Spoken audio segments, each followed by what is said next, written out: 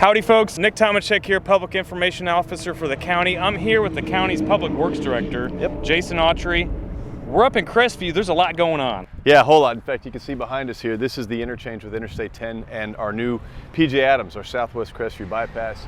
They've got several of the piles that are already driven. This is where PJ Adams will go underneath the interstate, so they're going to build the interstate up and over.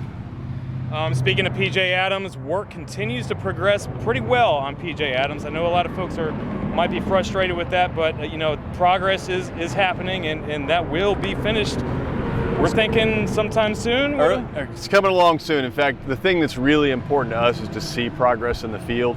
And in mid-November, we are going to have some lane shifts and people are really going to start to see the roadway take shape. It all kind of comes together very quickly in the back end. Our expectation is by springtime, and so in the next 5-6 months, we'll be completely done with the project. And that's really going to help some traffic alleviation in the mornings for folks. Seeing construction is great. It's always better when we can close the book on one of the chapters and get something done. So that'll be a great project to have done. Don't get me wrong, we still got plenty of work going on. There's about 3 years left on the overpass itself, and then another 2.5 years left on the northwest portion of the bypass, the northern. Speaking of the other parts of the bypass, so talk a little bit about the progress that's going on there, and not many people can see that behind the scenes, and hopefully in this video we'll take you guys behind the scenes to show you what's going on with that progress. Yeah, it's really helpful to actually do a project in an area that is not occupied by people. One of the biggest issues on PJ Adams, that widening, was all the utilities that were down there. You had 2 water lines, power lines, phone lines, gas lines, fiber optics, all sorts of stuff down that roadway that you have to deal with, plus traffic. You got to maintain traffic out there. The great part about doing phase 5, or the northern portion of the Southwest Bypass, is it's all through virgin territory. So we don't have to worry about safety from a traffic perspective. We don't have to worry about interfering with utilities. It really is just go build a road. It's the simple move on it. That project is actually a little bit ahead of schedule.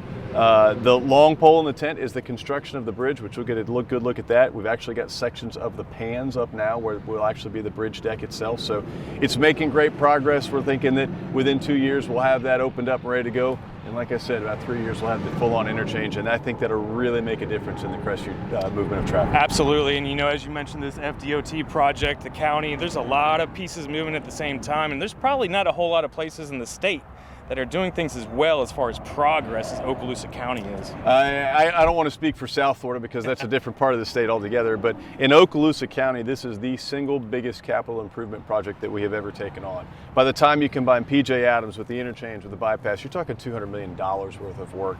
That's just unheard of.